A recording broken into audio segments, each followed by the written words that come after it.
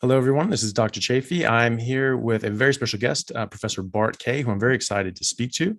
Professor Kay has been in academia for over 25 years, holds 3 advanced degrees, and has been doing very, very good work explaining the actual science behind our metabolism and why a carnivorous diet is not only appropriate, but the most beneficial and optimal. Professor Kay, thank you very much for joining us. Absolute pleasure, Dr. Chafee. Thanks for having me. It's a privilege. Yeah, well, thank you very much. I just wanted to maybe see if you could give us a bit of a background, tell us about yourself and where you came from academically and what you're doing now for those who don't know you. Right, sure. Yeah, my first degree was actually in exercise physiology, or the exercise of the physiology of rest and exercise, if you like. Back then it was just called sport and exercise science. I don't know what they're calling it now.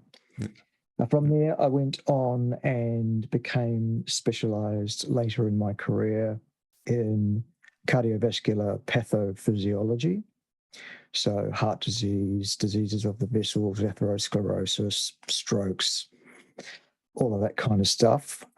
As part of all of that, I became very, very interested in human nutrition because it's so important to both of those areas, both the sporting performance and also in the maintenance of health long term. And then the third area I studied was actually pure and applied statistics, statistical inference, research methodology, ethics, and all of that kind of bizzo. So kind of that gives me a rounded picture of what's out there, what's been done, what hasn't been done, where the good science is and where it is not. So I spent, as you rightly said, I spent about 26 years as a senior academic teaching various aspects of health science over the years. Published a number of research articles in areas of physiology, nutrition, pure and applied statistics, obviously, as well, and undertook some consultancies externally with some major organisations such as the Australian Defence Force, for example. The New Zealand Army was another one. I did a stint with Squash New Zealand way back when. And also I had a bit to do with the preparation of a funny little rugby team called the All Blacks for their 2011 World Cup campaign, which, as we all know, was successful. So that's pretty much that in a nutshell. After that period of time in academia, I got sick of swimming against the current, frankly, because academia is an area where there is dogma, there is a trodden path, there are ideas that people subscribe to, whether they're actually scientifically validated or right or otherwise. And anyone who puts their head above the parapet and says anything different from what's in the curriculum basically becomes a heretic. So that's what I was in academia. I enjoyed it for the first bit, but that gets old pretty quick. And after, as I say, 26 years of it, I thought, you know what? I think I'll go and do my own thing. So that's what I do now. I'm a private consultant for people that want to talk to me about various aspects of their health, nutrition, exercise, preparation for whatever they're doing. Maybe they want to look at some statistical stuff. I run about 5 different YouTube channels that various different styles of presentation. I play various different characters in those channels. Mainly it's about science and what's wrong with it and who's wrong on the internet. And there's a lot of that going around, as we know. We'll probably get to that later. And I'm also involved in marketing a crazy blue-green cyanobacter supplement from Klamath Lake in Oregon. That's me in a nutshell. Very good. So as far as your switch in roles, I mean, how do you see yourself in your new role? Is this something that you feel you've been able to affect more change? Are you enjoying it more? Like how how are you able to influence people in this regard? And do you think that's doing what you wanted to? Yeah, when I was teaching in academia, I probably taught tens of thousands of students over the years in various different. I mean, the largest class I ever taught was, I think there were 650 sets of eyeballs in that lecture theatre on any given day. I've supervised more than 20 dissertations of postgraduate students, one-on-one, to a very close interpersonal working relationship there. But as a YouTube influencer, you can, or one can, influence tens or hundreds, and in some cases, for some influencers, millions of people on a weekly basis. I mean, guys like Dr. Ken Berry, for example, has nearly 2 million subscribers. It's incredible. Yeah. And he's great at what he does. He said, his information is fantastic. So there's that. It is an opportunity that you can take whatever style you choose. I've got a lot of different styles that I like to approach. That's why I've got 5 or 6 different YouTube channels, and I present myself very differently on each of those channels. On my main channel, for example, I tend to go for the clickbait idea of using lots and lots of curse words, very, very short one-syllable words, and being very, very abrasive, actually, to people that I disagree with. And that's with no loss of forethought. It's to get clicks, it's to get attention. It works. It works incredibly well. It's not hugely professional. In fact, a lot of people say it's hugely unprofessional. And I say, well, great, you replace those several tens of thousands of followers that love that with some people that love it just as much when I wear a suit and tie and don't say naughty words, and I'll do it. I've got another channel where I do just that. I wear a collar and a tie, and I never say dirty words on that channel, ever, or insult anybody. I just stick to the facts, the science, and I present myself like as if I'm a lecturer in a university setting.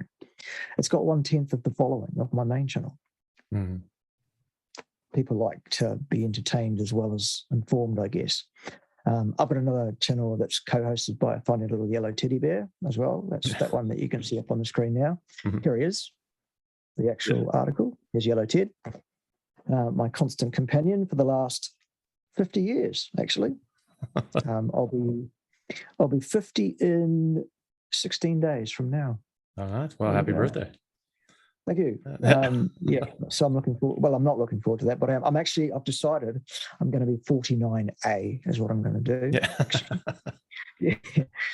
And I know it's a gimmick and I know it's a bit of a joke, but I have one of those ridiculous bioelectric impedance scales here in the house, and it's telling me I'm getting younger and younger. So I'm actually not going to turn 50. I'm actually going to start aging backwards. So there you go. That's it. Yeah, just go by your metabolic age, and everyone will be happy. Exactly. Well, we'll be happy anyway. I don't know. And I guess just to finish off on that question, the other thing that's much better now that I'm not employed by a university, other than I can do my own thing, I can say what I want, I can, do what I want, I can present myself any way I want to. There's also no limit to the income, because whether you're an MD or whether you're a professor of health science or any other subject, or whether you are an electrician or whether you drive trucks, you have a salary, and that's what it is. Whereas as a creator, I basically set the income by making videos that people want to watch, and then I get advertising revenue from YouTube for doing that.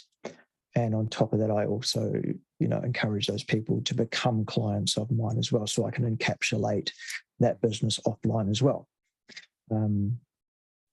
plus the supplement range. So I'm actually doing better, good, income-wise than I was. So, it's a great thing. It is a hard road, though. It's not for the faint-hearted. It's not for you if you have a thin skin. You've got to be thick-skinned. You've got to have broad shoulders.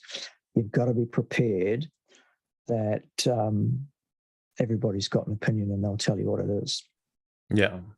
So there's that. But if that's you, if that's the sort of thing, and I'm talking you, meaning everybody that's watching, then it's a great opportunity. Yeah. And of course, the other problem is that some of the platforms that we do stuff on, like, for example, YouTube, are not best receptive, are not best helpful towards people who hold or espouse an agenda that's not in line with their own. They do act as a censor, both overtly and covertly. So you need to be aware of that too, and have your workarounds. Anyway, long-winded answer, but that's it. Pretty much on all right. Yeah, no, I remember you said, obviously, in academia, like there are a lot of egos and so forth that you have to work your way around. And I think I remember saying in one of your interviews that someone told you that science advances one funeral at a time. You have to wait for one of the big egos to drop, and then that makes room for everyone else, which I've certainly seen. My father has certainly said that as well. He was a physicist at the Lawrence Livermore Radiation Laboratory at Berkeley. You were talking about Professor Tim Noakes, is the only sort of person that actually held up to the academic and scientific standard of admitting when you're wrong and saying, you've disproven my whole life's work and thank you for doing it. I think I've heard of one example of that as well, and that was a physicist my father worked with at the Lawrence Lab when they were working with Louis Alvarez with the bubble chamber and cracking the atom and working on subatomic particles.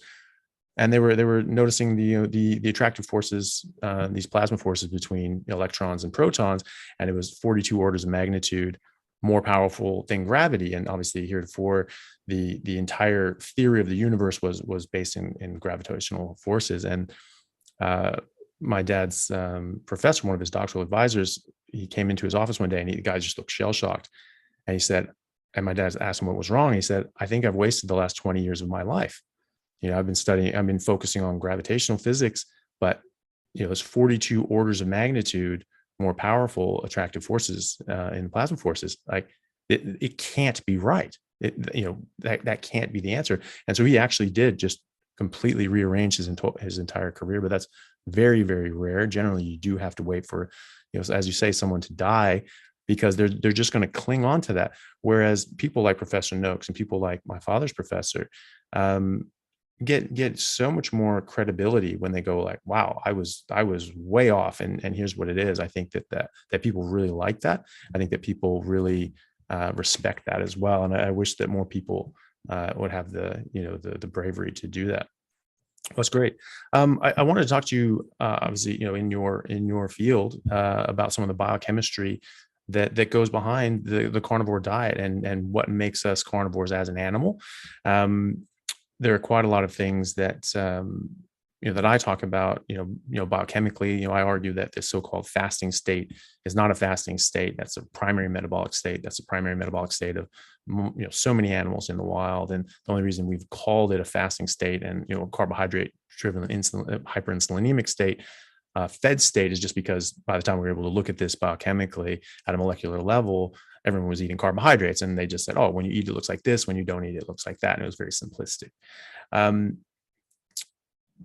What are your views on that? Is that something that you think holds water, or am I way off base here?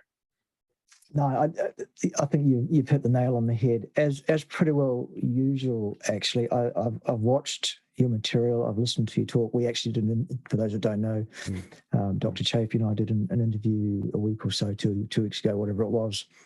And I have not come across anybody else who is as accurate with everything he says. So, thank you. Well, it's just the way it is, absolutely spot on. So for me, the whole thing boils down to what people need to understand is that the whole area of, and I'm going to use these, the whole area of human nutrition science is anything but a science. It is a philosophy. It's a theology, actually. It's elevated itself to a level of theology. In fact, there's one branch of it that people take one particular view on it, and I refer to them as the Church of Anorexia Vegana, for example. There are others who will proclaim and plant a flag and cling on to the cliff face of saying we are biologically and evolutionarily omnivorous animals. Wrong. There are those who will say we're frugivores. Absolutely wrong. There are those who will say that we are carnivores. They're the ones that have it right. And human nutrition science is not underpinned by any well-designed, well-controlled, well-tenured, well-powered, well-observed, disciplined, scientific, interventional, experimental research projects. Not one anywhere in the field. Reason being, because people want to make statements about what's good for us long term on the basis of what we put into our mouths on a daily basis, meaning over a number of years, if you eat this way for 20 years, 30 years, 40 years, 50 years, here's what you can expect as an outcome. To make such a statement, here is what you have to do. You have to take sets of identically genetically predisposed people, in other words, genetic twins. You have to split them into two cohorts, one twin in one lab, another twin in another lab.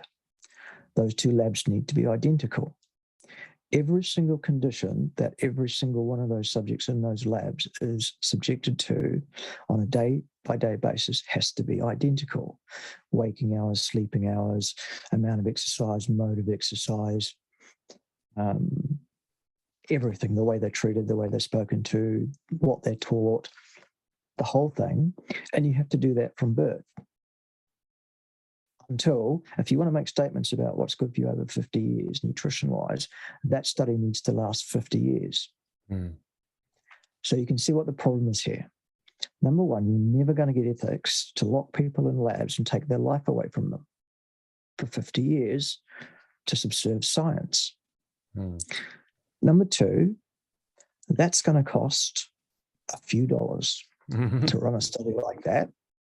Forget it. Who's going to fund that? To find out something in 50 years? We'd rather know about the science now. A certain pharmacological company that sells a certain thing that they didn't want to tell us about for 50-something years or 70-something years. No, we found out now, though. Anyway, that's for another day. That's not why you called. What else has to happen? It's just not practical. You cannot do that kind of research with human beings. So what we've got is a bunch of free-living human beings who we split nominally into a control cohort of people and an experimental cohort of people. There's no experiment involved here because they're left to live freely and do whatever they are going to do. And with a free-living human being, inside a human body, there are a myriad of degrees of freedom that can alter someone's hard health outcomes. Does this person have a heart attack or not, and at what age, for example? Does this person develop diabetes or not? Does this person become obese or not? Et cetera, et cetera, et cetera. They're internal degrees of freedom, myriad of them. Then there's the external degrees of freedom. How did they live? What educational status did they obtain? What was their financial status? Other than, let's say we're pointing the finger at saturated fat as a problem in the diet, for example, what else did they eat besides saturated fat or not? Et cetera, et cetera, et cetera, et cetera. So what they do is we basically get these two cohorts and we get some hard outcomes. We say, here's 100,000 people here, here's another 100,000 people. These people tended to have a heart attack at, on average, age 55 plus or minus 20 years. These people had a heart attack at 2 or 3 years earlier than that, plus or minus the same 25 years. That's a massive difference statistically because there's 100,000 in each population. That's called science, apparently. And so now we can say there's a massive change in your risk of a heart attack if you, for example, eat this thing and not that thing. It's absolute nonsense from start to finish. There is nothing less scientific about this. It's called nutritional epidemiology, for those that want to know. And as a statistician, I can tell you that it's smoke and mirrors, it's BS, and it's jelly beans. Yeah. It's look over there, shiny thing. Yeah. And we use scary words like risk, when actually what we're looking at is an incidence. And then also what we do is we adjust what we observed and we correct it mathematically by using a thing called a multiple regression analysis, which sounds very technical and is above most people's heads, and as such, all good science, when actually what it is it's fabrication of outcomes. Here's what a scientist does. A scientist looks at the relationship between one variable and another, or one variable and one categorical, or two categoricals, whatever, and says, here's what we observed, and here's the statistical difference between those two things. Here's what a pseudoscientist does. Makes some observations, crumbles them up, throws them over their shoulder into the ash can, and then says, let's make up some other ones instead. Ostensibly, that's what they're doing. So there's no science underpinning human nutrition at all. So what we have to do is we have to look for where the science on human physiology, human nutritional needs, human physiology actually is. And you will find it in some actual hard scientists' areas of expertise where some actual hard science has been done. And they are the areas of anthropology, for example, stable isotope testing. They are areas like comparative anatomy, comparative physiology, biological organ systems, comparative studies, biochemistry, those kind of areas. They're the areas that will inform on what a human being ought to consume and what is therefore most likely to lead them to the best outcomes for health, longevity, and quality of life. So what we need to do is we need to ring-fence human nutrition science. We need to understand that that is an area which is deeply, deeply compromised by conflict of interest, by big agri and big pharma largely. They have a lot of money, and we need to understand that all of that is a fallacious bunch of nonsense, which is a theology and an ideology, and we need to ignore the lot and go to the areas that I've spoken about. That's what I've done as a nutritionist. And I have turned my back entirely on the fraternity of human nutrition science as a bunch of crackpots and pseudoscientists. Again, long-winded answer. Sorry about that. But that's where I'm at. No, it's good. And that was something that Mark Twain popularized by saying, there's three kinds of lies. There are lies, there are damn lies, and there's statistics. And that's something that we see all the time. People don't quite realize just how much junk science there is, certainly in nutritional sciences, but also in medicine. I was absolutely shocked. Some of these studies that come out, and we base so much on these sorts of things. And you actually look back to the origins of these things, and they're just based on nonsense. It's absolute nonsense, and sometimes just pure fraud, like the cholesterol whole issue, which we have hard evidence of. But quite a lot of these things were supposition. They thought, well, this is sort of how we understand the body to work. And so if we were to stress this system in this way, this is the outcome we would expect to get. But they don't actually do the studies. They don't actually do any trials. They don't actually check. They just said, well, we think this is probably it. And so people say best guess. And sometimes you just have to, like in medicine, there's a lot of just best guesses, and we learn as we go, and we adjust our practices. But people really need to recognize, especially doctors, is that a lot of the things that we do are based on best guesses. And so you really have to be open to the idea that it's wrong. And that's something that I've seen more and more, since graduating medical school, and especially since delving into the whole nutrition side of things. There's just so much out there that is just based on little to nothing. And we really, really need to keep an open mind about these things. A couple of the big ones, everyone always talks about things like fiber. Fiber is really good for you. Fiber moves your digestion and so forth. I would argue that, fiber is probably not good for you. I think that it isn't good for you. I certainly don't think it's necessary. I think that, historically, you look at when people started pitching fiber, this was sort of in the 1980s, when everyone was getting constipated because they stopped eating fat, and they said, stop eating fat. And then that's what I think drives the digestion. And then all of a sudden, some people said, oh, you have to start eating more fiber. And my question to that is like, well, why didn't we need fiber before 1986 as a species? Why was that a thing? If we needed this, just like a gorilla, why did we not need it before the 1980s?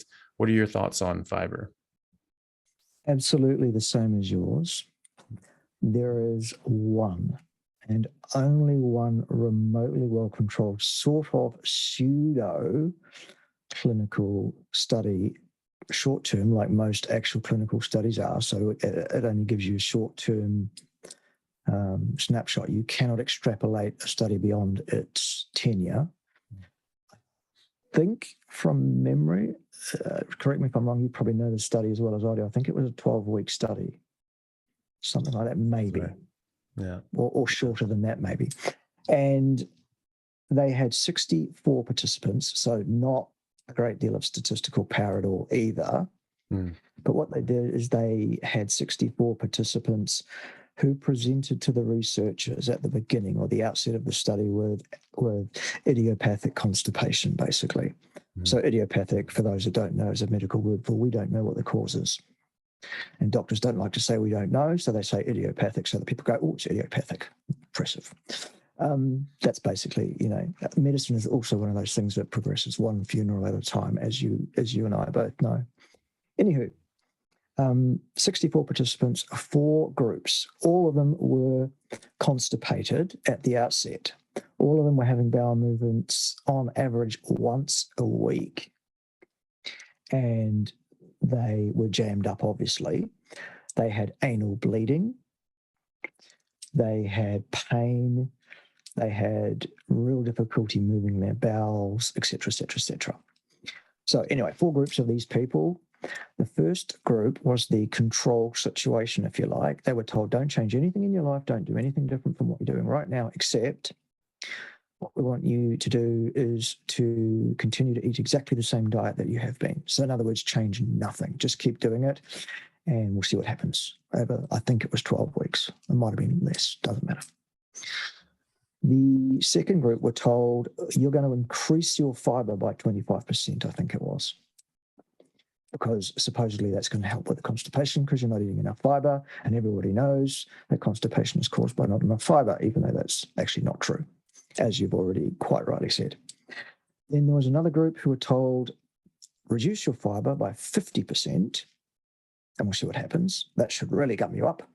And the fourth group was told, remove all fiber from your diet, but obviously it was an isocaloric diet otherwise for all 4 groups. Fiber doesn't particularly contain very many calories anyway, because very little of it is ever broken down to short-chain fatty acids, so it's just kind of assumed to be none. Anyway, here were the results after the period of time, whatever it was. The group of people who were the control group who changed nothing remained exactly as constipated. All their symptoms remained pretty much the same by every metric they used to measure those. Their bowel movement frequency remained the same. The people who were told to increase their fiber got worse. Every one of those people in that group, not just a fair percentage of them, and every single one of them got worse. Interesting.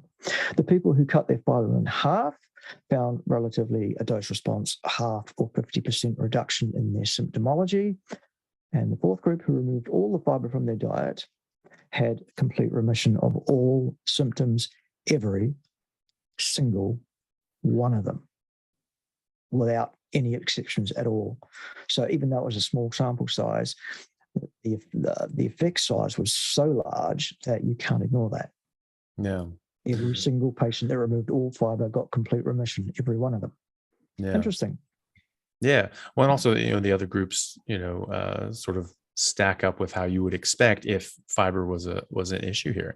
And at least, like you say, this is an attempt at a clinical trial and changing variables to see as opposed to epidemiology. I think there was there was some mention by Lane Norton, who's familiar to both of us, who's a PhD in nutrition and very aggressive person online, which speaks to me generally as insecurity.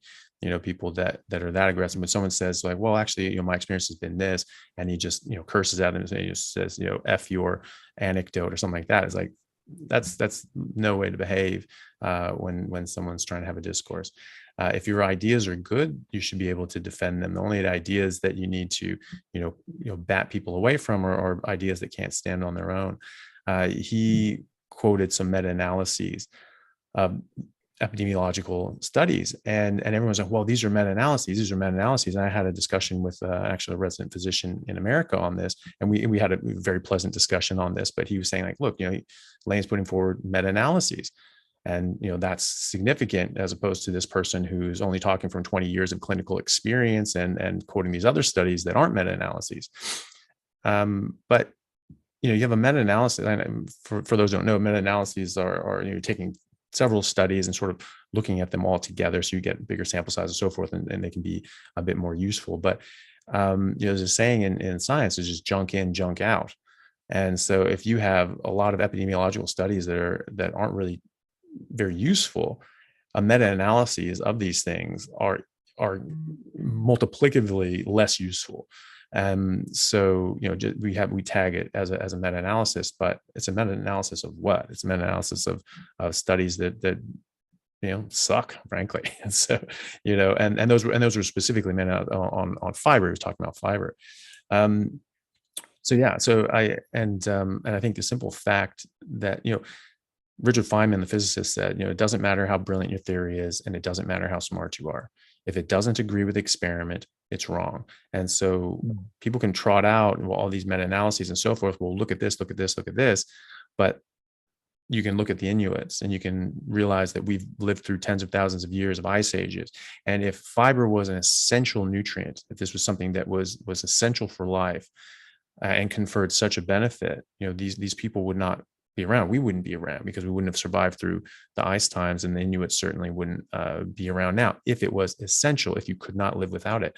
So I think that's a bit silly to say that you have to have this sort of thing. But yeah, that's great. Thank you. And the two of us together have nearly 20 years of not eating fiber combined. Yeah, exactly. Yeah. And I always hated it anyway. So, yeah. We should both be well and truly stopped up by now. We should both be dead. We should both have raging colon cancer, constipation. All sorts of things should have gone wrong if we were to believe all this nonsense about what we're told about fiber. The take-home message from someone who's looked at this very, very carefully for more than 20 years, and the science such that it is underpinning it, as well as the meta-analyses, as well as the anecdotal evidence. So I'm looking at everything here in detail, and also as a trained statistician as well as a trained scientist. I can tell you without fear of contradiction by anybody who knows the first thing about anything, the exact amount of dietary fiber required by human beings on a daily basis and throughout a lifespan is not 1 gram ever. None. Fact. Yeah. And the and the idea that you have to have fiber in order to have regular motions and have normal digestion. Again, that's cute and all, that's the theory, but we are, and people are not having a problem. Say you're going to get bunged up, you're going to get this problem, and yet we don't. So you're wrong. I mean, it's as simple as that.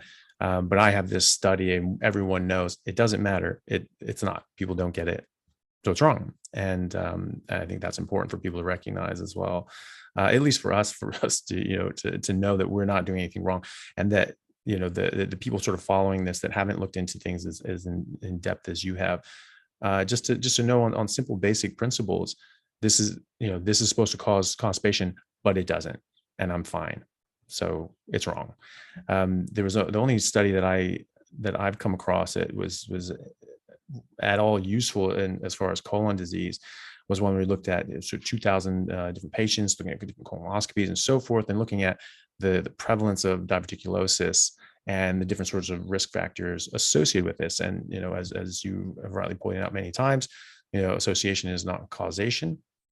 And, but the only things that even had a correlation, that could have any hope of having causation involved in diverticulosis, which is the outpouching failure of the distal colon, were increased fiber and increased number of bowel motions. Increased meat was not a problem. Increased fat was not a problem. Constipation was not a problem. So having hard, nasty, blocked up stools, this actually didn't cause a problem. The problem was, from the looks of it, from this correlated study, was that the overworking of this organ, and then it fails, it begins to fail. You see this in the bladder as well. You get diverticulae on the bladder as well if you basically don't use it properly and just stretches out, and you get this pressure problems. We have heart failure where you're pumping your heart against a pressure gradient for decades, and eventually your heart just wears out. Heart failure. I think of diverticulosis as colon failure. You've just overworked this organ, and that's all it's got. Those are all the miles that it has now, and it's just starting to wear off. And that is certainly the association that we're seeing, but we're not seeing an association with fat or meat or even constipation. So the idea that you have to have fiber, I think goes against all the available information that we have. There's something you talked about. Sorry, go on. Just before we move on, the other thing on that one as well is we all know that association does not establish causality. Just because A is associated with B, that doesn't mean A is the cause of B. Most people understand that, except for just about everybody that's talking about ideas antithetical to my own online in terms of nutrition and science. But that's for another day. But on the flip side of that, there's something else that we seem to miss somehow. Sure, association is not an establishment for causality, but if you look for an association and it is not there is no association, then causality can be dismissed. Yeah. That can happen. So when we say, well, lack of fiber causes constipation, all we need to do on this side of the argument is say, no, it doesn't. End of discussion. Yeah. Causality is dismissed. Yeah. Hypothesis fails. Scientifically, we have to drop it and move on. Yeah. So, sorry, go on. No. Yeah, no, I completely agree. Another common one that people talk about is vitamin C and other nutrients and so forth. You talk about this in a couple of your talks, and you spoke with me about the last time we spoke. But can you tell us a bit about vitamin C, why we don't actually need it in the numbers that are quoted if you're eating a carnivore diet, not a mixed diet, and its relationship with oxalates, which is a bit of a buzzword. People are starting to understand in the carnivore community what the hell this stuff is and why it's harmful. But please, Professor. Yeah, you bet. Basically, this idea that we need a certain amount of vitamin C baseline to prevent a condition called scurvy is correct. We do need a certain amount of vitamin C, which we do need to take in our diet to prevent scurvy. And scurvy is a failure of the synthesis of the most common protein in your body. It's called collagen. So if you get scurvy, basically your body starts to dissolve, you get bleeding gums, your teeth start falling out, your joints will fall to bits, your muscles will start to dissolve. It can be fatal, obviously. Scurvy was generally experienced by sailors who went to sea for months at a time and subsisted on a diet of purely ship's biscuits, actually, and weevils that came with those biscuits.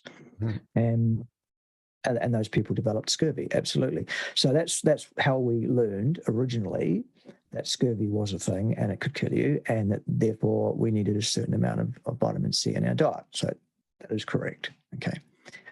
Many animals, most animals, are able to synthesize their own vitamin C. And they do so, and that's fine. There are several animals that for some reason are not able to synthesize any vitamin C at all. And the two examples I know about off the top of my head are human beings and, for some random reason, guinea pigs. whatever. Okay. Now that tells us something. Anytime a genetic line of animals that came from the parent line of whatever the animals were, so obviously the parent mammal that was a descendant of both us and guinea pigs, for example, or the guinea pigs were probably earlier on actually, and then the human developed a bit later after the primate situation. We used to eat a lot of fruit, which contains vitamin C anyway. We also used to be able to make our own vitamin C. Fine, whatever. The fact that we now can't tells us that the gene that encodes for the enzyme required to synthesize our own vitamin C in our metabolic system, that gene has been knocked out. Now, a knockout of a gene means necessarily, by Darwinian, I'm not going to say theory, Darwinian fact. If a gene is knocked out, it's because that gene was a problem that prevented animals of that species from living long enough to reach childbearing age to pass those genes on. Only human beings that could not produce vitamin C have survived to this day. There are no living human beings that can do it. When did it happen? Soon after we came down from the trees, stopped eating so much fruit, stood upright, and started chasing animals around and eating those. The reason for it, I believe, this is a theory, my theory, not science, not a fact, not proven, this is a theory, is because excess vitamin C in your system is metabolized through a series of steps down to oxalate, which you mentioned. Oxalate is a substance that will precipitate out with calcium and other cations, if you like, in your electrolytes in your body, mainly calcium, and it forms shard-like, needle-like crystals in your body, which will pierce your organs, pierce your cells. Calcium oxalate crystals usually form in the kidneys, but they can form anywhere in the body, including in your eyeballs. Oh, God, or something like that. Or in the brain, for example, or in the bladder, or anywhere, absolutely anywhere. These things, and they're literally, if you look at them under a microscope, they are literally like crystalline, sharp needles. These are nasty, nasty things. And I think that's what the problem was. Now, the reason we suddenly had so much excess vitamin C when we stopped eating a bunch of fruit was this. The protein transporter, the transmembrane transporter on the cell membrane of every cell in your body, which is responsible for uptaking vitamin C from your blood and getting it into the cell where it does its work in the cell and helping you form collagen, for example. That transporter is a transporter called GLUT4, which anyone who knows anything about nutrition and physiology will tell you that's the one that transports glucose into your cells out of your blood, isn't it? Yes, it is. It's the same one. And in fact, vitamin C and glucose are quite similar molecules. Ergo, that's why the transporter is the same one. If you've got a bunch of glucose in your bloodstream, it's competing for space through that transporter in a concentration gradient dependent manner to get into the cells. And it's blocking most of the vitamin C from exiting your blood and going into your cells. That's why most of the vitamin C you take ends up getting urinated out, because your cells can't uptake it if you're consuming a whole bunch of glucose or any carbohydrates, which all break down to glucose pretty much. So the recommended daily intake of vitamin C to prevent scurvy is made under the assumption that you are eating a mixed macronutrient diet containing 60 to 65% carbohydrates. Ergo, the amount of vitamin C that you require in your blood to have a concentration that will push its way through into the cells on that transporter is vastly higher. So we stop eating fruit, we come down from the trees, we start eating meat instead. We don't have glucose in our blood so much anymore. We're relying on gluconeogenesis to provide us with a much lower level of glucose than we had when we were eating a bunch of fruit. Suddenly we've got a whole excess of vitamin C in our systems.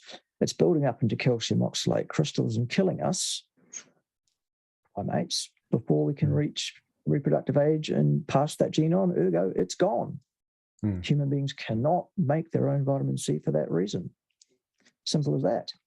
Also, interestingly, you will find in most leafy green plants that those plants contain a large amount of oxalate inherently in their stems and leaves and roots and whatever else. That is there precisely to kill you so that you don't eat the plants. That's why it's there. That's why the plants have evolved that. It won't kill you instantly because you're a human being and you're quite tough in that regard. It'll kill you slowly over a lifetime. A lifetime that'll be a lot shorter if you eat plants than it would if you didn't, by the way. But if you're an insect and you're eating a lot of oxalates, that'll kill you just about instantly. Insects are very, very, and insects are the animals that eat more plants than anything else. Yeah. So it all seems to sum up. My theory, none of that's proven science or experimental science. That's my theory based on observation of all the facts at hand, looking at the whole picture. Yeah. So that's the take on vitamin C. Yes, you need a small amount of vitamin C in your diet. Where do you get it? You get it from the meat of large ruminant animals, mostly, because they have an amount in there. And it's enough at the much lower concentrations required in carnivorous human beings to provide all the vitamin C. You don't even have to eat, organs to get enough vitamin C. There's enough in muscle meat. Yeah. I don't eat any organs at all, and I haven't done for 6.5 years. No scurvy yet. Yeah. No bleeding gums. Yeah. Yeah. Well, it's like, well, as again, getting the first principles, they said, well, you're going to die of scurvy. And yet I haven't. And yet you haven't. Right. And yet the Inuits don't. And they live generationally like this, and right. So the hypothesis is dismissed. Yeah, exactly. Yeah.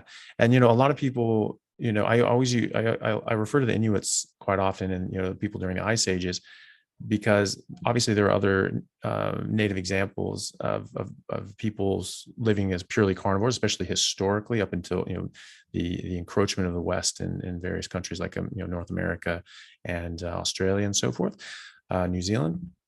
But, we have clear documents going hundreds of years backwards saying that, wow, these guys really just eat meat. All the explorers journals and publications that I've read, from the 1600s, and so forth, 1500s, 1600s, so forth, in Australia and America, every single one has a chapter on the diet of the natives, and they're just marveling how they just eat meat and so forth, and how, even in the northern areas, there was one in who was a colonist in New England. He was talking about the northern natives living in Canada, what's now Canada, saying that he was amazed. These guys only ate meat all year round.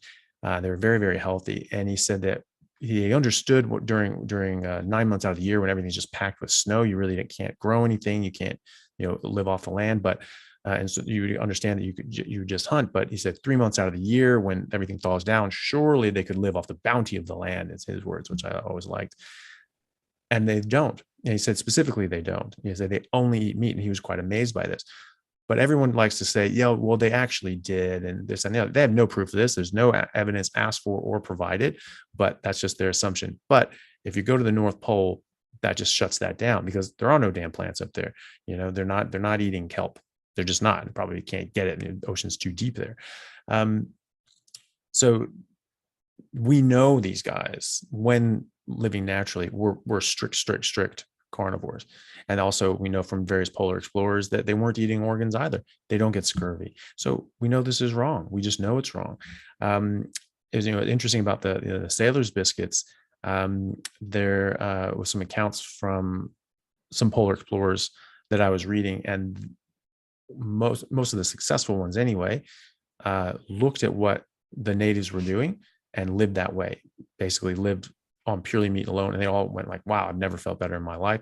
This is, Professor Stefansson from Harvard was a professor of ethnology, and, wrote the book, The Fat of the Land, which people know about usually. And he felt absolutely amazing because of this. But there are different accounts of people not doing very well. and getting very, very sick and having horrible problems.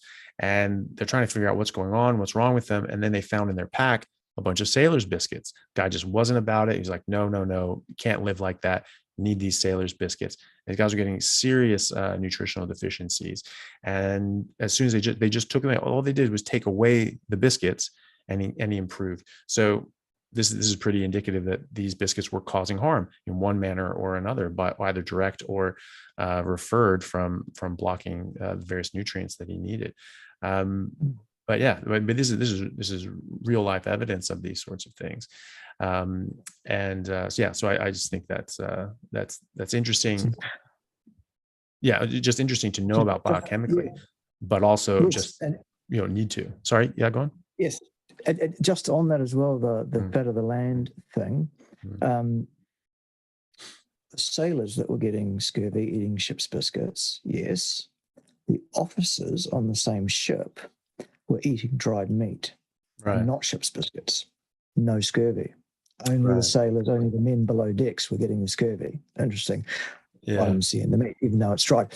Secondly, on fat of the land, it has been made by a bunch of carnivore influencers over time into a bit of an audio book, because it's out of print and you can't buy the thing anymore, etc. Blah blah blah. And it's been read by a number of carnivore influencers as an audio book. One of the chapters is read by yours truly. Nice. And it's the one on vitamin C. Nice, very good. You can find that on my channel.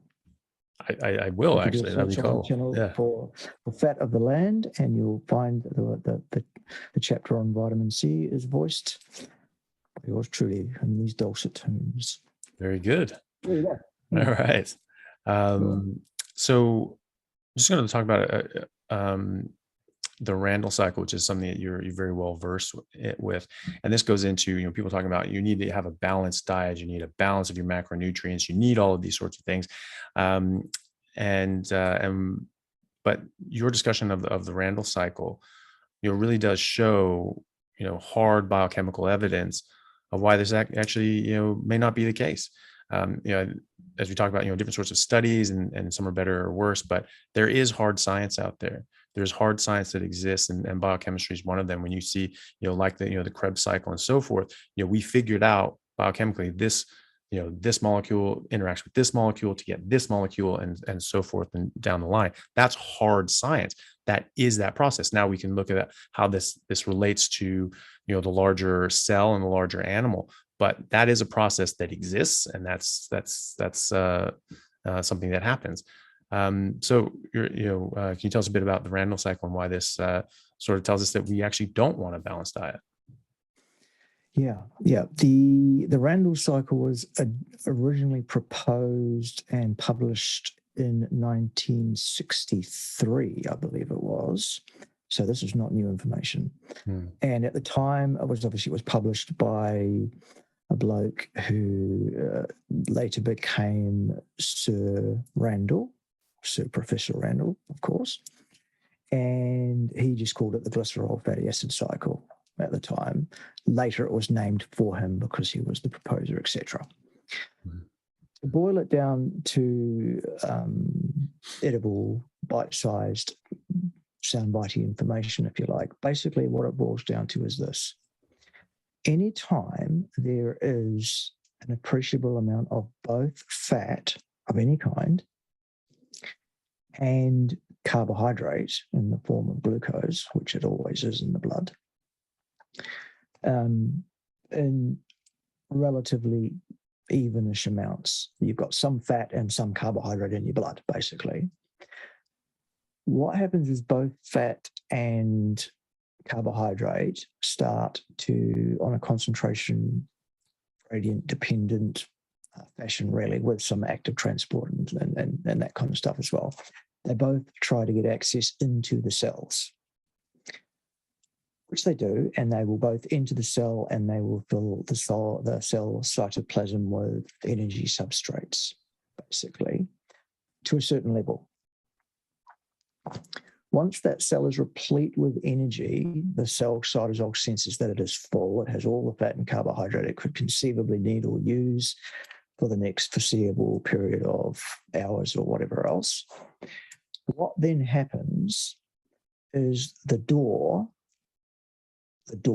if you like, to the cell transporters for both fat and for carbohydrate are locked from the inside. Why is that? Mainly because of glucose. Glucose is the real problem here. Glucose in a concentration above the ideal concentration inside the cell will start to glycate cellular proteins like cell organelles, like lipid rafts, like the DNA. Basically, sugar is a toxin above a certain level, and it will absolutely destroy the cell. So once the cell has a level of sugar that is above a certain level, it'll lock the door. Bam, no more sugar. It'll also lock the fat door as well. The cell is replete with energy. We need to, because we've got sugar above where we want it to be, we don't want fat entering either, because fat will go through the process, the Krebs cycle, reducing equivalents through the electron transport chain, produce ATP, and that will hold the concentration of glucose up. We don't want that. We want to get rid of this glucose. It's toxic. So we lock the door to glucose, to fat as well. So now we're going to drain the fat out, and the glucose will start draining out as well. And only when the glucose gets below a certain level again will those doors be unlocked. So as such, the blood becomes the sacrificial lamb, as do the epithelial cells of the vascular tree. Because your vascular epithelial cells and your blood cells can be replaced much more readily on a much more rapid turnaround by using a cell line that's an adult stem cell line based in your bone marrow, and that's called CD34 plus adult stem cells. These, by the way, are the stem cells that are encouraged to be released from your bone marrow by that blue-green algae supplement I was referring to that I am involved in marketing. But that's for another day. Mm-hmm.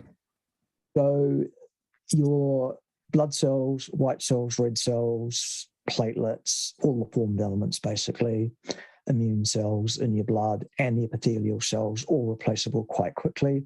So if there's a problem, too much glucose, they're the ones that are going to be sacrificed.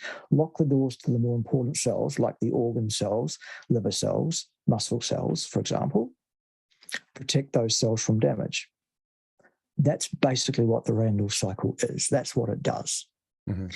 So if you eat a diet which is balanced, because balance is a great thing, and balance is a great buzzword, and balance evokes ideas of truth, justice, the American way, and how everything should be, for example. Mm-hmm. And people think, oh, balance, that must be great. So let's use that as an ideological term in nutrition and pseudoscience and tell people to eat a balanced diet. That's a great idea, because you'll be getting everything you need that way. And a whole bunch of things you don't need as well, like plant toxins, anti-nutrients, and Randall cycle activation, basically. So you eat any amount of carbohydrates, every single time you do that, every time, 3, 4, 5, 6, and some people 7 times a day, every day of your stupid life, pouring carbohydrates down your neck, carbohydrates of any form, by the way, that will necessarily cause and affect, with experimental proof, absolutely, that will activate the Randall cycle. We've known this since 1963.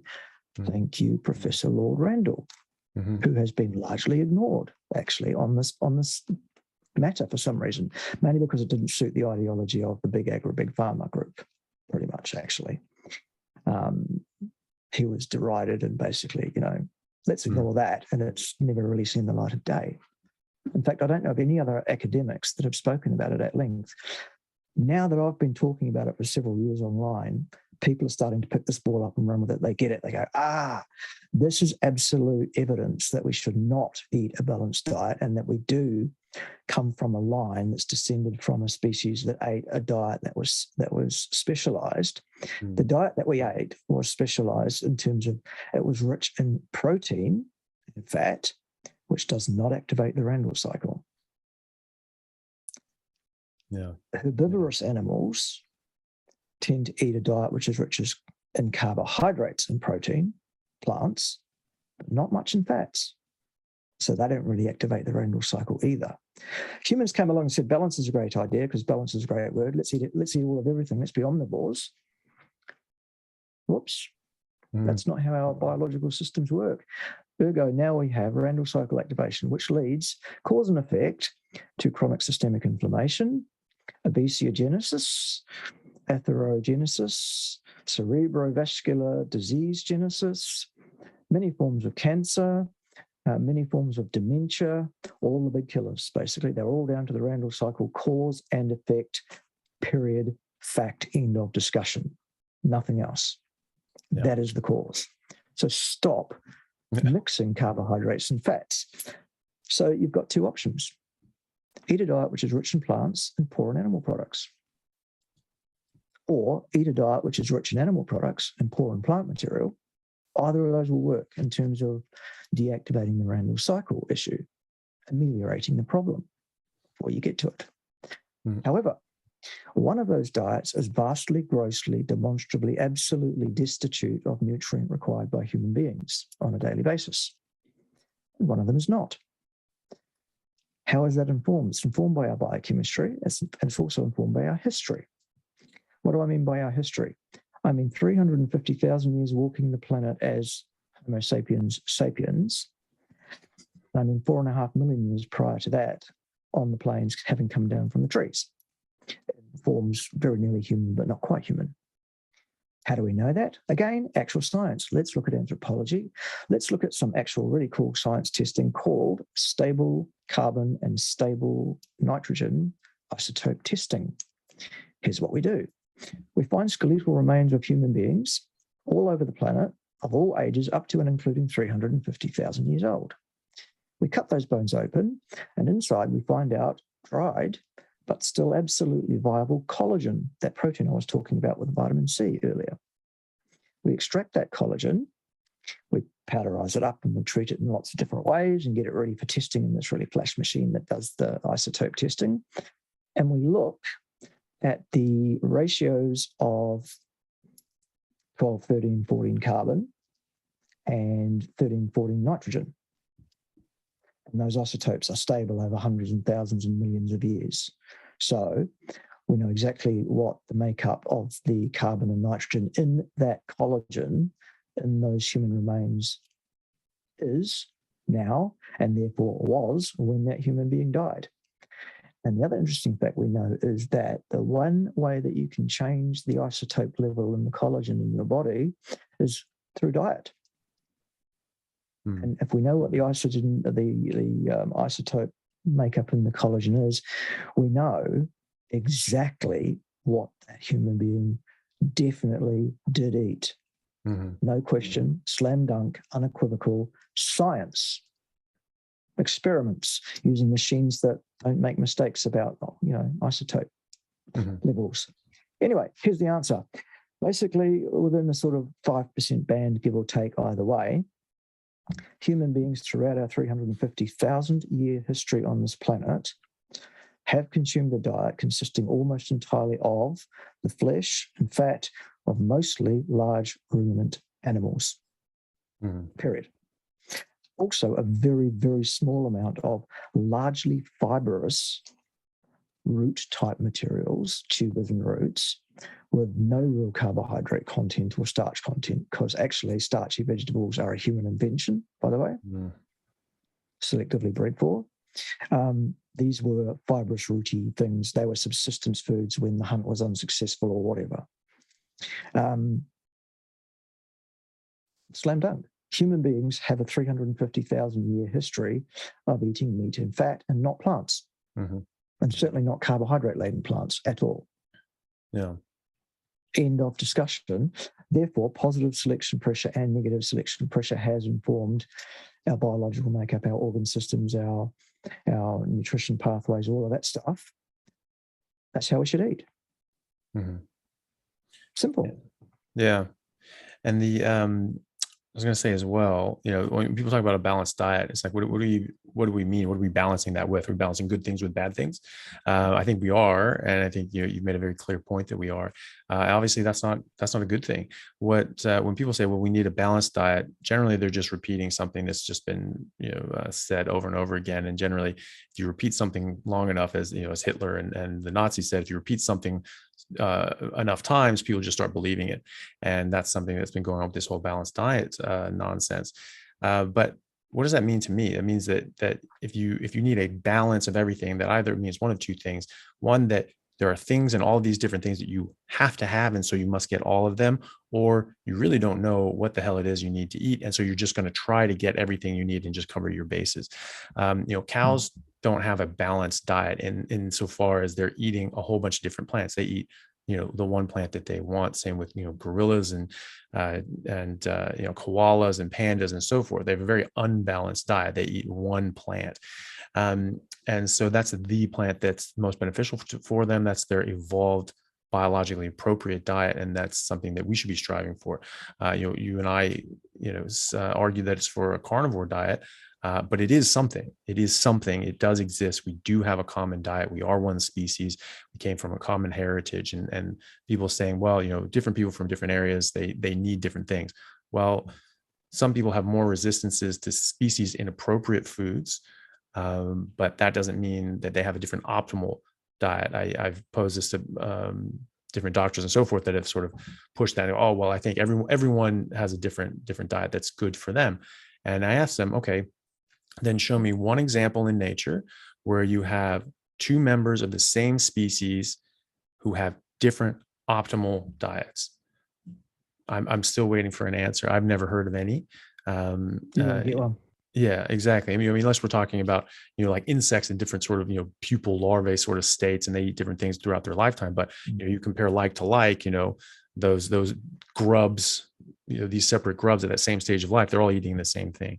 And humans were as well. As to, I was going to say as well, like you were saying that, herbivorous animals and so forth, they're not hitting into the Randall cycle. We're not hitting the Randall cycle. What a lot of people don't know, it's something that Dr. Peter Ballerstedt and others have shown. He's a PhD in forage agronomy, has a degree in animal and livestock nutrition, which is actual science, because those studies that you were talking about, where you sort of put genetically identical people in separate areas with separate similar conditions or identical conditions, and then change one factor, you can actually do with livestock, and people do all the time. So we actually have very good science. The nutrition science in livestock is way better than for human science, human nutrition. And that's one of the things that he points out, is that, there's a difference between ingestion and digestion. You're ingesting a bunch of fibrous plants and so forth. So we think they're getting a lot of carbs, but, no vertebrate animal can break down cellulose. So, they really are farming the bacteria in their gut, which then break down the cellulose. They eat the cellulose, and their waste product are short chain fatty acids, which you alluded to earlier. And that's what these animals are then absorbing. And then the bacteria die off, and they actually break these down and absorb them. And so what those animals are getting, fat and protein as well.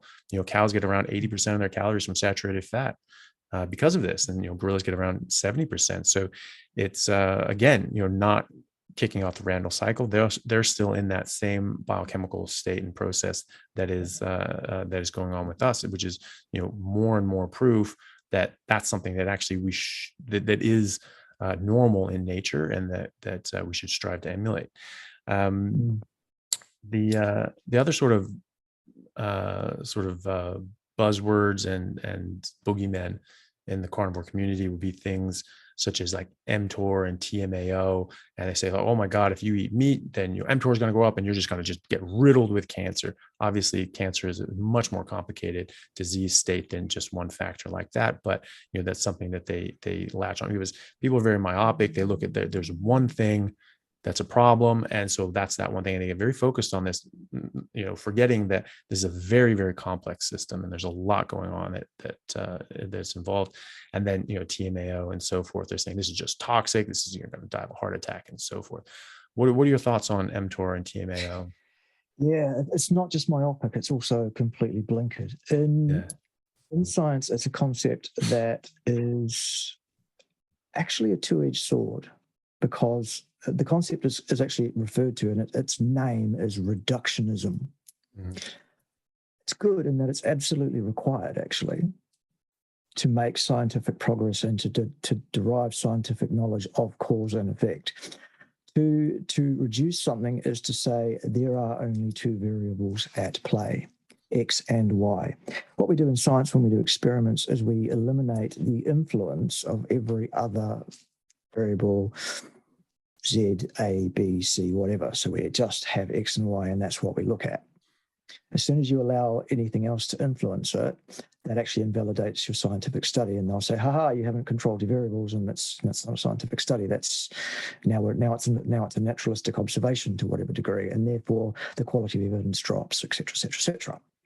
So we need reductionism to make clear cause and effect statements about the relationships between set variables. The problem is exactly what I've just outlined, though, and that is that in the real world, there are many other variables at play, and they do have an effect. And as such, it limits the utility, the applicability of the knowledge that we can get through reductionism.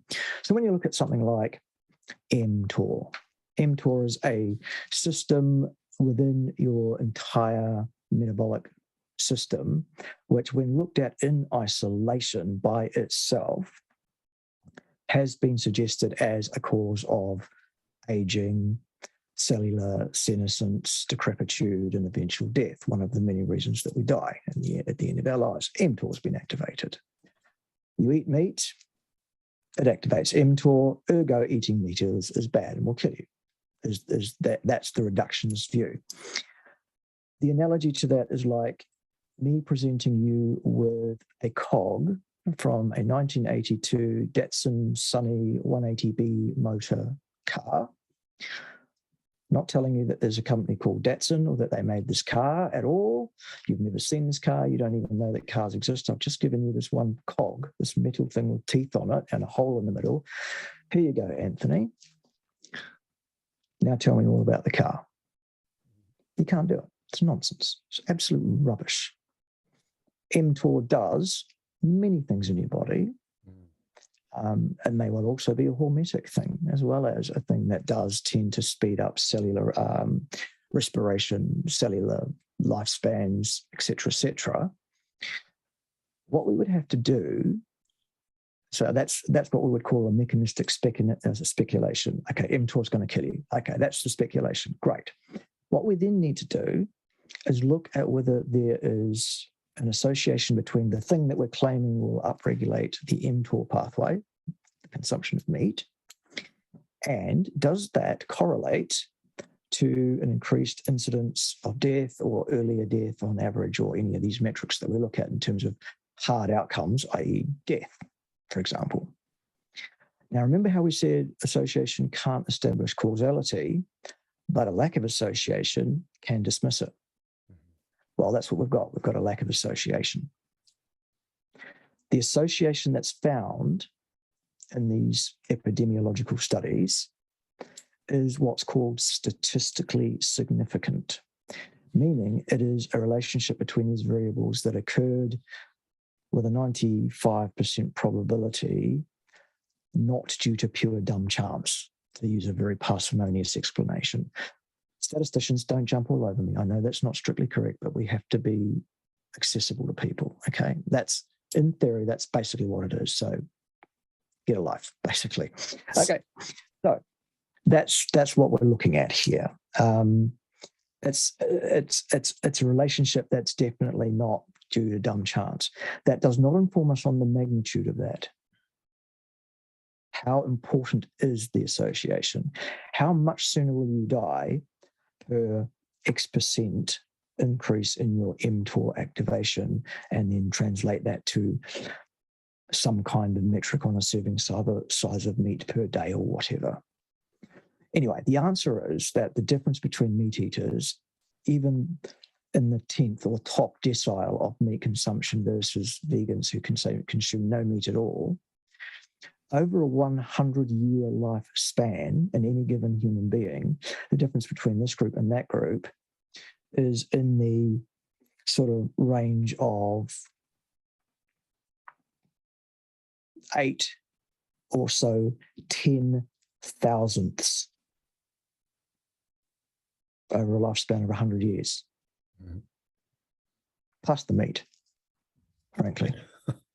That's, the lack of association, okay, the hypothesis as a meaningful cause of death, meat eating, dismissed. Okay. The same sort of relationships in epidemiology can be found with cancers of all kinds and meat consumption. In fact, most epidemiological studies, the raw outcomes before you adjust, actually show that meat eating is somewhat protective, though not meaningfully. It doesn't show that there's an increase in the risk of cancer. So that one's busted. Same with heart disease, busted. Same deal. So you can pull out mTOR as a cog out of a gearbox, as a reductionist thing. You can pull out NEU5GC, there's another one, a sialic acid, they say is associated with meat eating. That'll kill you, absolutely, that one will. Same thing, no association, so forget it.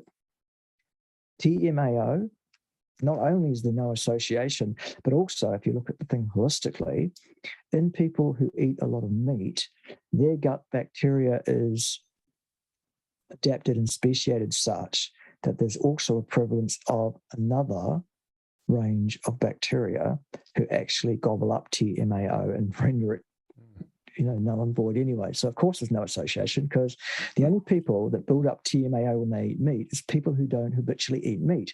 So what they do in these studies is they feed vegan people meat and say, oh, look, there was a huge increase in TMAO, so that'll kill you. So stop eating meat, you idiots. Eat these plants. Okay, that's what they'll say. Yeah. Rubbish, not science. It looks sciencey, it looks cool. They publish all these papers, and yet absolute clowns like Joel, the used car salesman, Joel Conman Khan, coming online and saying, I'm a world expert in TMAO and I can tell you some that'll kill you and all this kind of stuff. Oh, God. Yeah. Joel Kahn wouldn't know the difference between his anus and his elbow if I labeled both of them and taught him how to read. Man is an adjunct professor by virtue of having been involved in cardiovascular medicine for many years, not because he's an academic. And he's got his name on hundreds and hundreds of papers like this TMAO thing by basically being a networker and getting his name on all these papers and saying, let's do this stuff on TMAO and prove how meat's going to kill you and all this sort of stuff. And it's all funded by the Physicians Committee for Responsible Medicine, which, as we all know, is the thing put together by Neil Barnard, who is another well-known priest of the Church of Anorexia Vegana, another well-known vegan, basically with an ideology to push. All of these guys are running around doing pseudoscience. This is just rubbish, all of it. It's just nonsense. It only serves to give them something to do, to bolster their egos and to basically line their pockets at the expense of preying on the fear of basically ill-educated people in society who will believe pretty much anything, really. Yeah. If you tell them enough, exactly what you said before, Dr. Chafee, if you sell somebody something that's for your safety, for example, enough times, they'll start believing that it's, yes, the segregation of a group of people and their mass extermination as dangerous and, problematic in the 1930s, for example. This is for our safety. Absolutely, of course, it's for our safety. Let's do that. Yeah. You do it, of course. We don't want to be involved in that. You guys do it, but we're okay with it, and we'll stand by and let you do it, pretty much. There's a similar thing going on now, actually, with a certain intervention that's being pushed around the world that shouldn't be. For example, and we're just being told over and over again, safe and effective, safe and effective, safe and effective. And anyone that says, no, actually, it's neither of those things. It's neither safe nor effective. They're being censored. Yeah. Actually.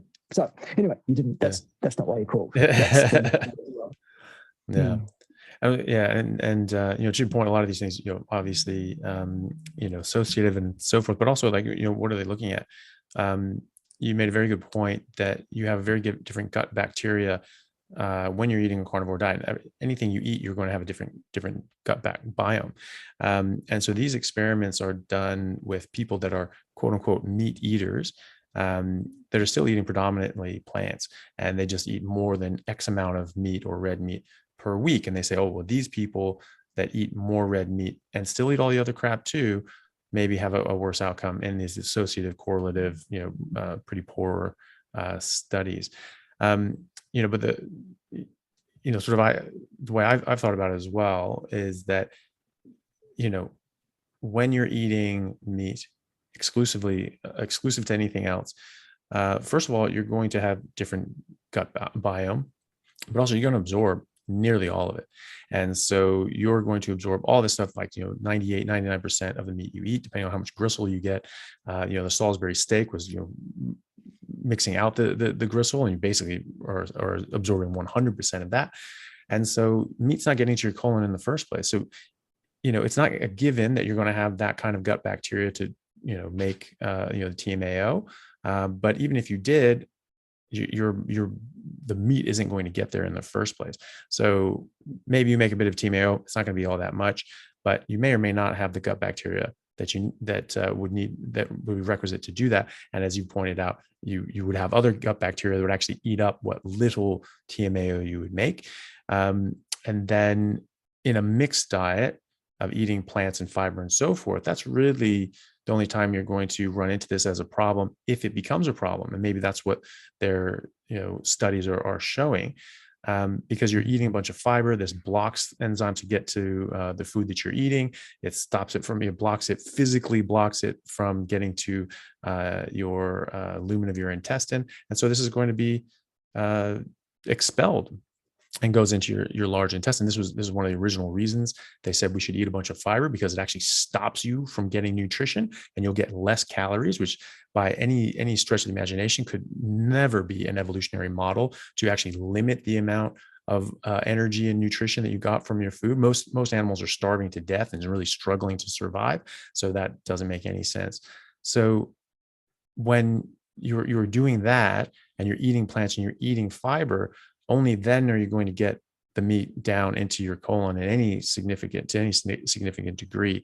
And at that point, you're going to have a different set of gut bacteria. And so, you're going to have the gut bacteria that's going to cause something harmful, and you're going to have enough meat down there to cause enough of this sort of stuff. So let's assume for argument's sake, the TMAO is super bad. It's only going to cause a problem if you're eating, stupid ass plants. And like, if you're just eating meat, you're not going to have the requisite gut bacteria that's going to cause the majority of the problem. And you're going to have protective gut bacteria as well, as you mentioned. And also, it's not physically going to get there in the first place. So it's just really a moot point. And, I wanted to ask your sort of question on this, because this is something that you would have looked into more than me, because I've literally just dismissed this as an issue based on that, because I'm like, well, if I'm not eating fiber, it's not getting down there in the first place. So even if it did make mTOR TMAO, like I really don't care, because it's not applicable to me or other carnivores. And so I've just sort of brushed it aside. But it's good to know that I wasn't completely wrong on that one. You've covered that absolutely expertly. That was brilliant from start to finish. That was absolutely, once again, nail right squarely on the head. Good. So what about polyunsaturated fatty acids? There's controversy, as obviously there's been a lot of push for this in the with the cholesterol model of heart disease, saying you need to replace saturated fats with polyunsaturated fats. And even the people that are saying, okay, well, cholesterol may not be that big of an issue, but saturated fat still is. Well, saturated fat was only vilified because it increased your cholesterol. And so, but now they're saying, no, it's this independent marker of disease.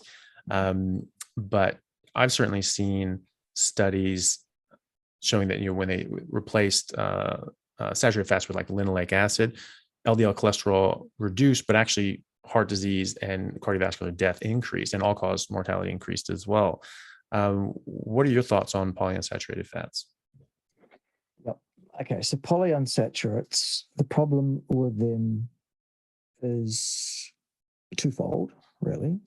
And you can also lump monounsaturates into this as well, actually, to a lesser degree. But they're not innocent in this regard either. So first of all, polyunsaturates will upregulate two separate inflammatory pathways and downregulate a third different one. So on average, you've got one down and two up. Inflammation, chronic systemic inflammation, not a good thing. The amount of polyunsaturates in our diet prior to roughly 80 to 100 years ago, close to zero. So 350,000 years, none to speak of. 100 years or so, let's eat a bunch of that and see what happens. Well, again, cause and effect not established because we're talking association here. But in the last 100 years, what has happened to the rates of obesity, diabetes, heart disease, cancer, cerebrovascular accidents? All of those are at their root cause chronic systemic inflammatory disorders, dysfunctions, all of them. Etiology, cause and effect. Has our inflammation status as a society vastly increased in the last 100 years or so? Yes. Is that associated with the period when we started to industrially produce the stuff for food large scale? Yes. Does that mean it's the cause and effect established? No. But it's a pretty good association. Sure, there are other things. Pollution, stress, lifestyle change. Absolutely fine, if you like. But there is that. Monounsaturates downregulate one pathway slightly and upregulate another one markedly. So again, on balance, monounsaturates, the good ones, are still pro-inflammatory at large in the population as well, just not as much as poly. So that's the first thing, inflammation. The second thing is because of the unsaturation of one or more of the carbon-carbon bonds in a mono or polyunsaturate, those molecules are prone to doing that, basically, twisting around one of those carbons. And that will form a thing called trans fat. The things that will cause trans fats are heat and pressure and certain chemical treatments, all three of which you will find in modern industrial food production: pressure, heat, and chemicals. Trans fats have only just in the last year or two been banned from food in many countries altogether because, again, it's an association, but it's very, very powerful. The incidence of problems associated with the intake of trans fats is so large as to be, you can't ignore this. So trans fats, not so good. Thirdly, both mono and polyunsaturates are prone to forming very, very dangerous primary and secondary oxidation products as a function of metabolism, as well as a function of the manufacturing process of some of these oils. One example I'll give you, I was involved in a study with my partner, Pim Jansson, Jansson, who was my hot Swedish girlfriend, by the way. And we did a study a few years back where we looked at the nuclear magnetic resonance spectrum of a bunch of omega-3 oils that we bought commercially. We just went to chemist shops in the UK where we were living at the time, and we said, give us a recommendation on a good omega-3 supplement, oil-based supplement, sell it to us if you would please, Mr., Mrs. or Miss Pharmacist, whatever. They did. We took them back to the lab, we analysed them to find that 2/3 of them were badly tainted with aldehydes, for example, right out of the bottle. Aldehydes will destroy lipid rafts, tear cell membranes to pieces, destroy cell organelles, bind to DNA, and basically cause carcinogenesis and outright cause cell apoptosis at very, very low concentrations. They are vastly, vastly toxic, for example. So there's that. And you'll find the same thing in a bottom of bottle of olive oil or rice bran oil or any of these kind of things, basically. So anything with the Heart Foundation tick on it that's liquid at room temperature that you buy in a bottle, whether it's an oil for cooking or salads or whatever else, or whether it's a supplement in a pill, don't touch it. Not with a barge pole, ever, is my not advice, because I'm not going to give you advice. I'm just going to say I don't. And I would suggest very strongly that others probably shouldn't either.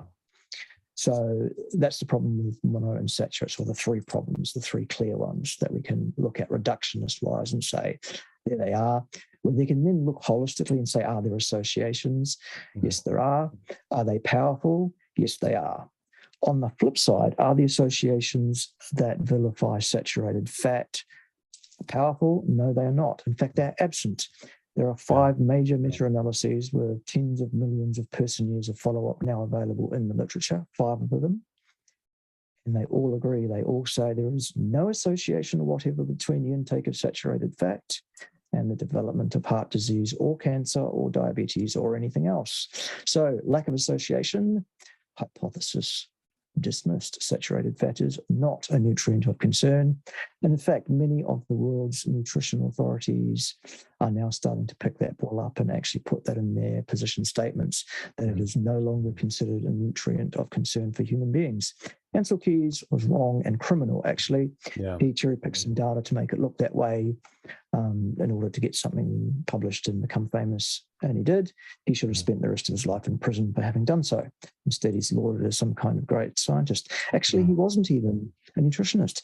He was a fish physiologist. Yeah. he studied cold water fish. Oh, nice. That's what he studied, actually. Anyway, that's Ansel Keys for you. So saturated fats, not a problem. Polyunsaturates and monounsaturates, no good.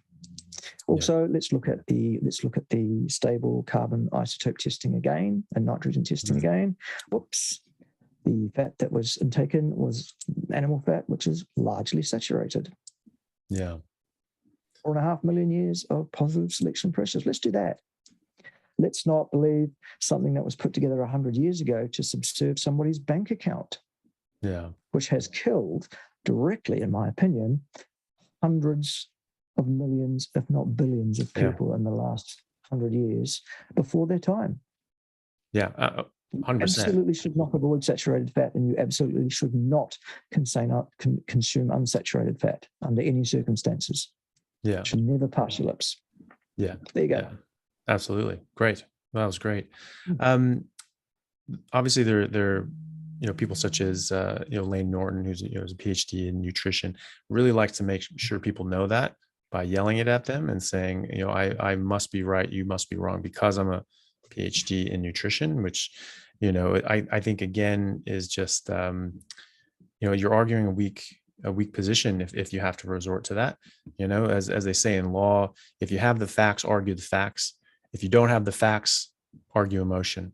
And so I see a lot of emotionally driven arguments, unfortunately, from him. And obviously there's a lot of people that support him and so forth and tell him what a good boy he is, and he obviously responds very favorably towards them. Anyone who says anything saying, well, actually, what about this? He'll either just ignore it if he doesn't have a good response to it, or he'll just yell at them and cuss at them. And then obviously, the Michael Greger and so forth, who's a very big proponent of veganism and so forth. Lane doesn't propose veganism per se, but he thinks that plant-based is better than meat-based. And I think that he had a recent thing where he talked about if he had to go vegan or carnivore, which he said himself, he would never sort of be in that position. But for argument's sake, he would go vegan because he could still get all the protein he needed to lift weights and have the physique he wanted, and he'd get all the nutrients and nutrition. But obviously, if you went carnivore, you'd be lacking so many nutrients that just wouldn't be possible. And obviously you'd be lacking fiber, which, as we know, is an essential nutrient because the government said so, and so that's why he would do it. and that's, again, appealing to authority. I mean, he's appealing to himself as an authority. I'm an authority, therefore I'm right. I thought that wasn't a great analysis. I thought that he was missing all the fact that plants are missing many nutrients that we know of, dozens, and meat isn't. We know that, the Inuits and so forth, and ourselves. And and this says nothing about the toxic nature of plants and how they defend themselves. So I thought that was a bit off. But what are your thoughts on the things that he has to say, and that that sort of position? Yeah, I actually made a response video to Lane's video that you're referring to there in the last week or so. It's actually up on my channel now for those that want to watch it. Yeah. It's on my main channel, which is that one. Sorry, over there. That channel, I tend to take the style of being abrasive. I spent an hour going through Lane's video and debunking it, and probably a fair proportion of that time is me actually swearing at him. Purely because that's how he conducts himself, and because what he's saying is so wrong and offensive and frankly fundamentally imbecilic, ridiculous, arrogant in the extreme, ignorant in the extreme, just wrong, completely wrong. I agree with your assessment that it's not a great video. I think it's one of his worst, not the worst, because he's made some real doozies, some real shockers actually. But it was not great whatsoever. And I said so very, very clearly, using very, very, very short words, some of the worst words you can probably think of, actually, many times. 4-letter ones, not just the ones with F, the other one as well. My people love it. If you're using short words, you can pack more in too, so they're getting more content as well. Yeah, and I can use it more often as well. So that's fun. But also, I didn't really appeal to my own authority, which is vastly in advance of his in every way, actually, clearly. I mean, I don't need to argue that because my CV is above reproach. It's a matter of public record. People can go and check that out for themselves. I think one of the things I called him many times was, academically, I called him a boy in short pants, which is what he is. He's a bloke with one advanced research degree and a moderately short to very short list of quite obscure publications in all sorts of areas, actually not even related to his PhD, which is in nutrition. And a PhD in nutrition is actually a period of indoctrination, as we spoke about earlier in this video. The boy's a fool. He really is absolutely one of the worst. And I said so. So I think that covers that one. Nothing he said was valid or correct in any way, shape or form. And I've covered it there in that video. If people want to go and have a look at it at length, over an hour. Yeah, definitely. I think you did a response to Michael Greger as well. He was talking about different, and I think he was talking about MTOR as well, or sorry, TMAO as well. But he sort of was making a lot of claims and arguments as to why we should only be eating plants, and specifically we should not be eating meat. What are your thoughts on our esteemed colleague, Dr. Greger? If you don't eat your fruits and vegetables, you might die. Yeah. That's basically all he's got. Again, Michael Greger is not a doctor. He's entitled to the honorific, if you like, the professional title, absolutely. He passed his examinations as an MD. The boy never even started a residency at any time, ever. He is not a medical doctor. He is not a doctor. He has never seen a single patient, not one, ever.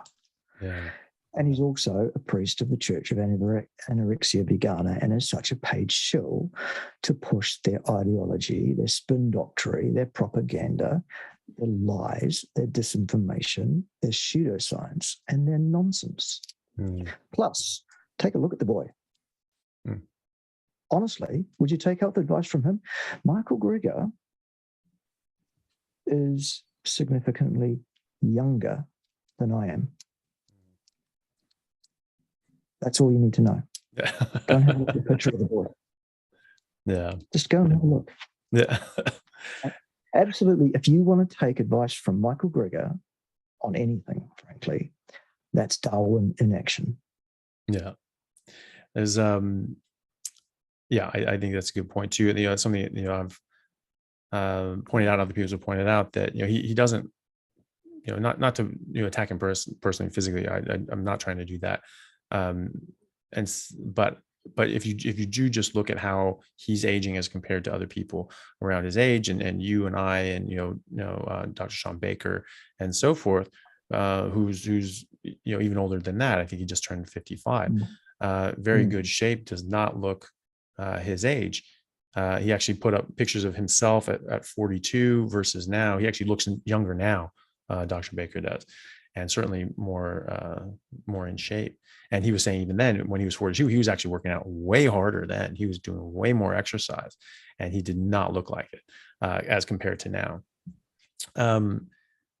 There's a few notable, carnivore proponents and experts and so forth who've started talking about, well, actually, we're not carnivores completely. I think they still use the titles. Yes, we're carnivore, meat-based, this, that, and the other.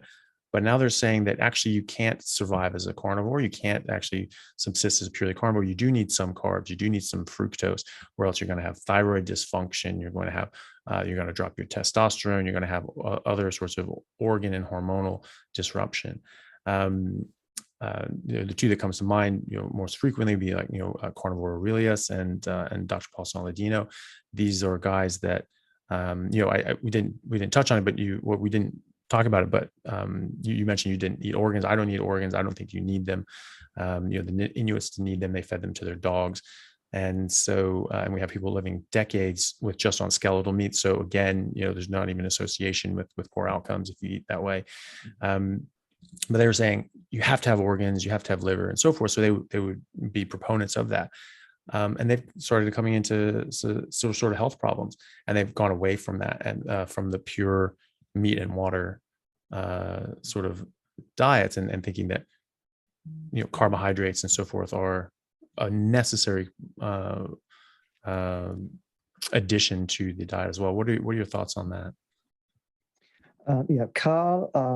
Carnivore Aurelius and Dr. Paul Saladino are both wrong on that. You do not need to eat organs again, ever. You're quite right. Again, there's a lack of association. There's a long history of human beings selectively eating the muscle meat and leaving organs, actually, or feeding them to dogs. There's also a long history of human beings scavenging on carcasses left behind by lions. Lions will eat the organs and leave the muscle meat. Mm-hmm. So that's a niche we've evolved in. Great, we'll have it. Mm-hmm. Absolutely. It saves us killing that antelope or whatever else. So there's that, absolutely. Organs can be toxic. I'm thinking specifically of I've never seen an actual bona fide case of it, but there is a possibility of retinol toxicity, vitamin A toxicity. It can occur, for example. There can be other toxins stored in various organs that can be negative for humans. They can exacerbate some of these problems, yes. Okay. In terms of the carbohydrates thing, the exact requirement for carbohydrates in the human diet on a daily and lifelong basis is not 1 gram ever. How do I know that? Look in any biological textbook you like and look for gluconeogenesis. There's the end of that discussion. We're done with that. If you have a very, very low carbohydrate diet, which you go to very, very suddenly, having come from a standard mixed macronutrient diet without doing a proper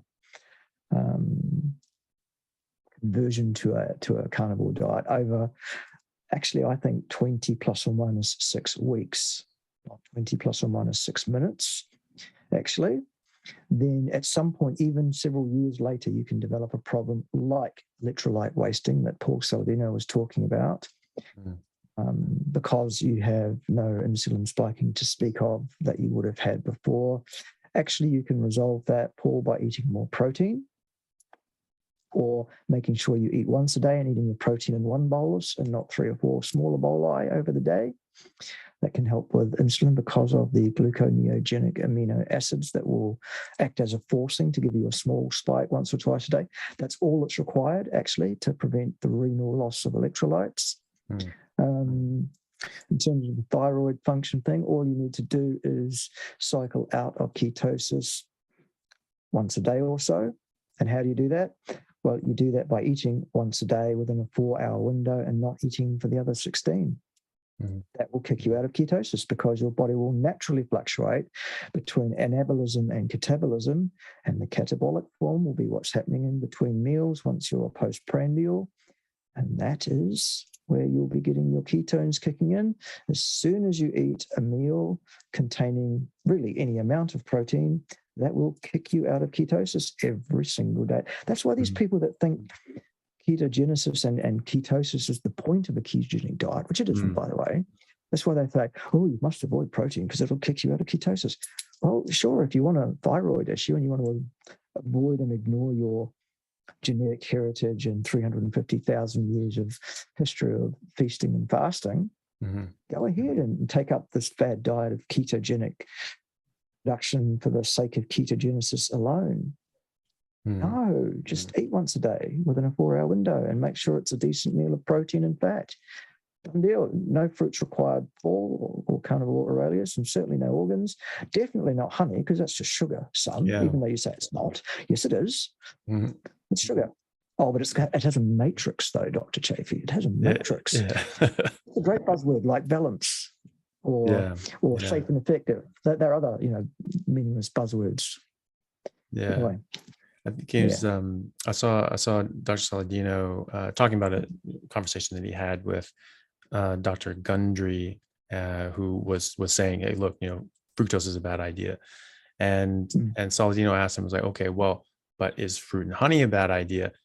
You show me a study that says that, when your fructose content is from fruit and honey, this causes a problem. My sort of thought, and Gundry didn't have a response to that. My response would be, well, why don't you show me a study that shows it doesn't?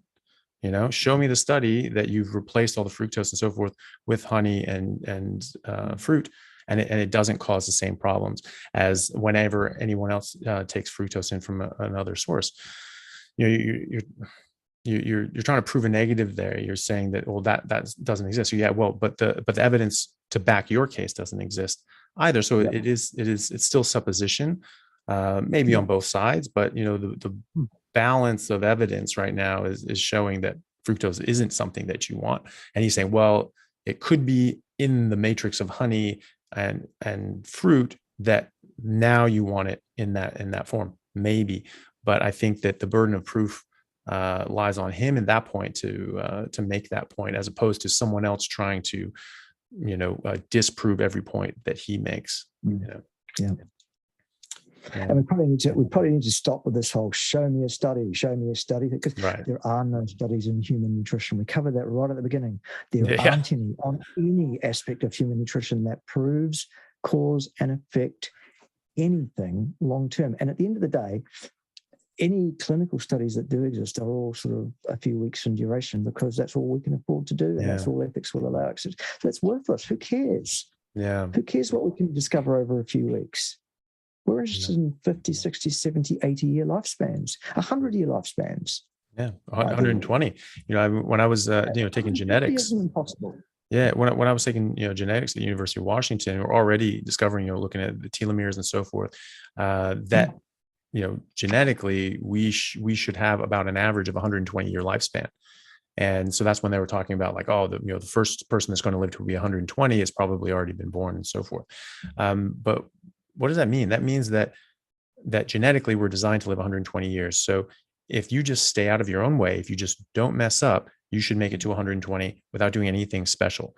But we're not. We're dying in our 60s and 70s. That's literally middle-aged according to our genetic capabilities. You look back at different historical records, certainly the Native Americans, Native Australians, they would all talk about how, oh yeah, no, that guy's, that guy was, I was born when that volcano went off. People were like, Jesus, that was like 115 years ago. He must be lying. He must have just been making that up. But you see this again and again and again, these people apparently making up, how old they are in every continent and every situation. But then you look back at Herodotus, the original Greek historian. He chronicled a story, and I've sort of told the story before, but I like it. And between the emissaries of the Persian Empire that had just taken over Egypt and the Ethiopian kingdom of Ethiopia, and they were talking to the Ethiopian king. And the king asked them, like, what does your emperor eat? What do your people eat? And how long do your people normally live? And they described bread and, wheat and agriculture and making bread, and said that, our people would live 70 years, usually 70 years, which is roughly what we're getting to now. And the Ethiopian king just laughed at him and said, well, if you just eat what comes out of the dirt, no wonder you live such short lives. We only eat boiled meat and we only drink the milk of our cattle. And we would live 120 years, sometimes longer than that. Hit the nail on the head. This is something we know as geneticists now. This is what we're genetically designed to live to, is 120 years. So people say he was just making that up. It's like a Bible story with, Methuselah living 1,000 years and all these sorts of things. But actually, it is exactly what we would expect in our natural state if we were able to live out our genetic potential. It got it right there, right on the head. And then some people were doing something a little better and maybe more physically active, whatever, and they were living to be over 120. So I think that there is information and evidence that exists outside of a study, even a randomized control study. One of the classic ones that were illustrated to used to illustrate this point when I was in medical school was the fact that there are no studies, randomized control trial or other, showing that parachutes work. So we have no data showing that parachutes work, apparently. Well, no, of course we don't. Of course we do. We know just from physical laws what's going to happen to your ass, and and we've seen people whose parachutes didn't open, and we saw what happened. And so, if we were going by this, no, show me a study, then I would say that guy should go skydiving without a parachute and see what he says. There's also there's no randomized controlled trial to show that the Pythagorean theorem works. Well, how can we trust that now? Because there's no study saying it. But I think you make very rightly make the point that there is evidence outside of these studies, and also the studies that we have are mediocre at best, because we simply can't control them and run them properly as we would like to and need to get these sort of causative relationships. Professor Kay, I am so happy that you came on. I really appreciate it, and I've really enjoyed the talk. I think that was very, very beneficial, and I hope everyone finds it to be such. Is there anything else you'd like to say? And obviously, please tell us where we can find you and how we can come and support you. Absolutely. Dr. Anthony Chafee, thank you very, very much for having me. As I said right at the beginning, it's an absolute pleasure and privilege to be here. You are one of the most incredible resources out there for people, because I have not heard you say anything that I didn't agree with 100%, and therefore the quality must be high, because I'm never wrong on anything ever. I just asked my partner, she'll tell you. No, seriously. Where can you find me? Look, as I said, I've got 5 or 6 different YouTube channels. The 2 or 3 main ones that I kind of promote mostly are that one there, which is called the Meat Militia. Basically, that's a bit of a comedy channel. That's a channel wherein I play a character who is like the 5-star general of the Meat Militia. He's a bloke called the Field Marshal, and he has a little yellow sidekick who likes to swear as much as he does. And it's a bit Monty Python. It's a bit humorous. If that's your kind of thing, get into that. My other one is that one there. That's my absolute main channel. That's the Bart Kay Health Science channel. That's the one where I'm cursing at vegans, yelling at people who are wrong on the interwebs, but I'm actually using science to do it with. It's not just abusing people for the sake of it and appealing to authority for the sake of it. It's just like, well, actually, no, I really am an expert here. Here's my background, and you really aren't. And here's why what you're saying is not only wrong but dangerous, and please stop doing it. So that's that channel.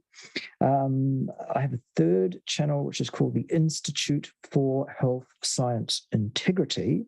That's the collar and tie, all professorial, no swear words channel. That one's got about 10% of the following of the main channel. As I say, I'd like it to have as much, because actually I think that information is as good, if not better. Go and check that one out as well. The fourth channel I have is called It's Round Like, all one word, It's Round Like. And that's a channel explaining to flat earthers why they're wrong.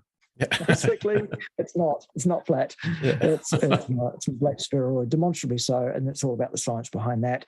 And then I've got a few other channels that are just much smaller than all of those, and they're just sort of a bit of fun. So that's where you find me. Yeah. If you want to book in for consultations, if you want to buy merchandise, if you want to support my Patreon channel, which helps me keep the lights on and buy IT equipment that drives all this kind of nonsense behind me at the moment, then you would go to bit.ly/BART-KAY.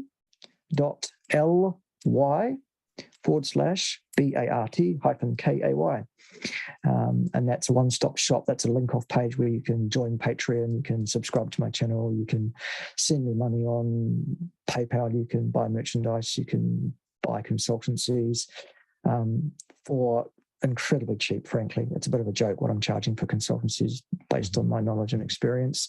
Take advantage of that. They're the main ways you can support. Also, if you don't know about it, those of you that know anything about YouTube or have watched any YouTube, there's a new feature that is incredibly powerful that we should all be using to support our favorite creators.